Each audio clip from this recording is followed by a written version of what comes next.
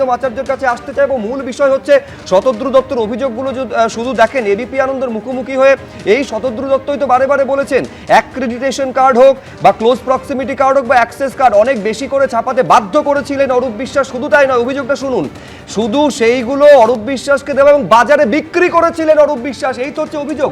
আমি বলছি অরিন্দম দা, এই অভিযোগগুলোর সম্মুখীন হওয়ার জন্য তো আইনের মুখোমুখি হতে হবে।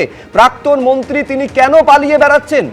দেখুন, প্রথম কথা হচ্ছে মেসির ব্যাপারটা আমি খুব ভালোভাবে জানি, আপনিও জানেন।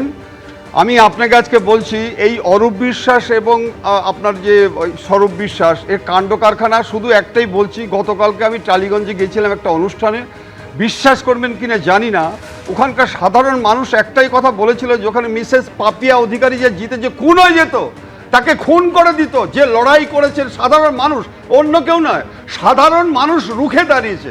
আপনি যে আজকে ফিলিপিন্সের এক্সাম্পলটা বললেন, আমি একটু বলি, রাস্তা দিয়ে হাঁটতে গেলে যদি গাছ থেকে ফুল পড়ে আপনি তুলে নেবেন, কিন্তু নরবর মানুষের বিষ্ঠা যদি থাকে, আজকে তৃণমূলের যে অবস্থা হচ্ছে ঘৃণায় দূর থেকে সরে যাবে। শেষ করছি আপনাকে একটা কথা বলে, আপনি যে আলোচনা করলেন এই যে টিকিটটা, এই টিকিটটা 60 থেকে 65 লক্ষ টাকার টিকিট আজকে কিন্তু ওই সন্দীপ মজুমদার যে ওখানে কাউন্সিলরের থ্রু দিয়ে ওখানে কর্পোরেট অফিসারদের বিক্রি করা হয়েছে, আপনি জানেন, এবং সেটা আজকে ইনভেস্টিগেশনের আন্ডারে রয়েছে। মন্ত্রী বলে তাকে ডাকা হবে না, নোটিশ দেওয়া হচ্ছে। হাইকোর্ট এখন যদি আজকে ভাগ্য ভালো, হাইকোর্টের বিচারকের আজকে ঘর ঘেরাও হয়নি, হাইকোর্টের আজকে যিনি রায় দিয়েছেন তার ফ্যামিলির এগেনস্টে কেস করা হয়নি, হাইকোর্টের আজকে এজলাসে আজকে ঘেরাও করা হয়নি, কিন্তু রিল্যাক্সেশন কেন? Why relaxation?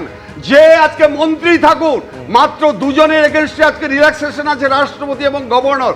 আপনার যে আজকে আলোচনা করছেন স্বরূপ বিশ্বাস যেভাবে নাকি আজকে সর্বনাশ করে দিয়েছে, টালিগঞ্জে কালকে শুনেছিলাম যে শিল্পীদের পর্যন্ত, মহিলা শিল্পীদের উপর যা কাণ্ড কারখানা করে গেছে, এটা ধারণা করা যায় না। একেবারে আমি বলছি এইগুলো একের পর এক এই অভিযোগগুলো আজকে সামনে আসছে, তার কারণ হচ্ছে ভয়ের বাতাবরণটা ভেঙেছে এবং মানুষ মুখ খুলতে সাহস জোগাতে পারছেন এবং সেই কারণে অভিযোগগুলো সামনে আসছে। নইলে তো কখনো এগুলো আড়ালে আবডালে শোনা গেলেও কখনো প্রশাসনকে অ্যাক্ট করতে দেখা গেছিল এই অভিযোগের প্রেক্ষিতে।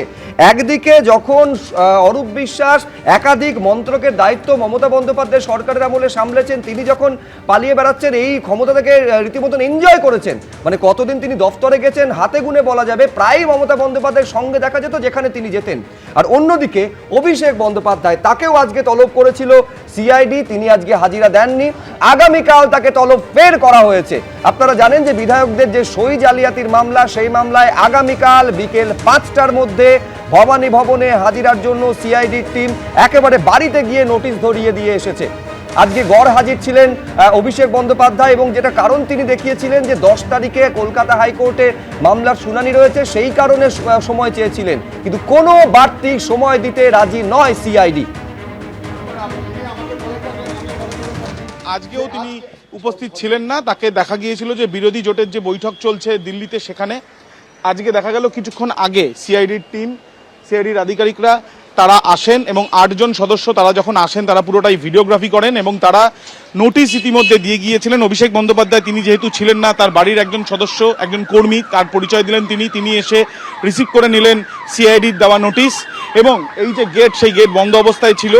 এবং তার পরবর্তীকালে যেটা সিআইডি সূত্র থেকে জানা যাচ্ছে যে অভিষেক বন্দ্যোপাধ্যায়কে আগামীকাল বিকেল 5টার মধ্যে ভবানী ভবনে সিআইডি দপ্তরে উপস্থিত থাকতে বলা হয়েছে এবং এই সই কাণ্ডে তাকে জিজ্ঞাসাবাদ করতে চায় সিআইডি এবং সেই মর্মেই তাকে উপস্থিত থাকতে বলা হয়েছে বলে সিআইডি সূত্রে খবর। ক্যামেরায় অভিজিৎ দাসের সাথে আবির দত্ত, এবিপি আনন্দ, কলকাতা। এবিপি আনন্দ, এগিয়ে থাকে, এগিয়ে রাখে।